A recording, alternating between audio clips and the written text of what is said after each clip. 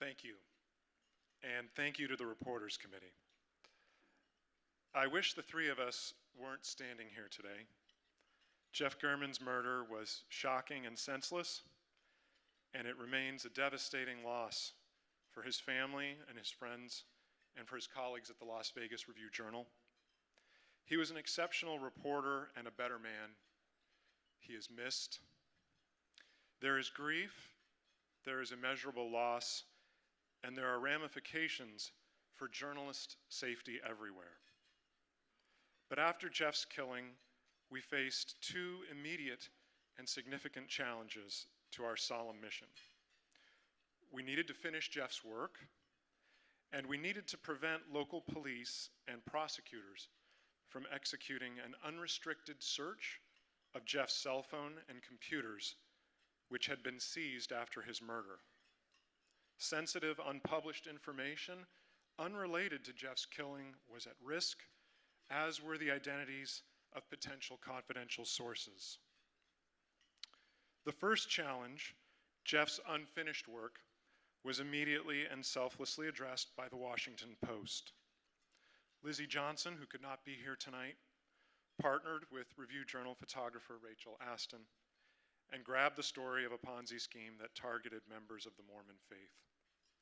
The Post's Craig Timberg, Linda Robinson, and many others worked with Lizzie and Rachel to turn some of Jeff's papers and notes into a story that not only shined a light on a disturbing community fraud, but showed the power of collaborative journalism and the industry's support for threatened colleagues and institutions in crisis.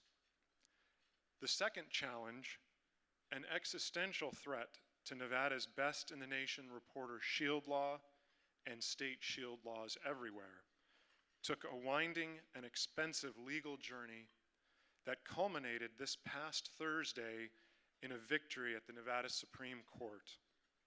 The ruling called for a search protocol that better protects press privilege and, most importantly, states that shield law protections continue on after a journalist's death.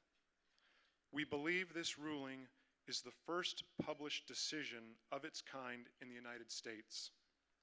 And it is my personal hope that ultimately the ruling will be known within our industry, media law, and journalism schools as the German decision.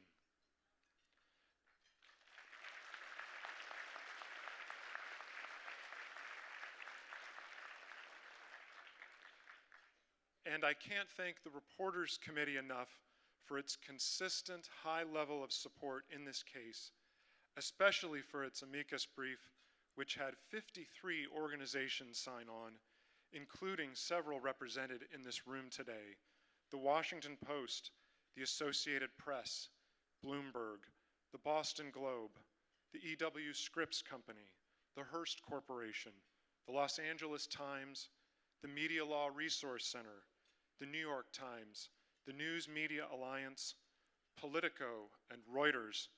And apologies if I've accidentally left anyone in this room off this list. Your support in this critically important case, like Jeff German himself, will not be forgotten. Thank you very much.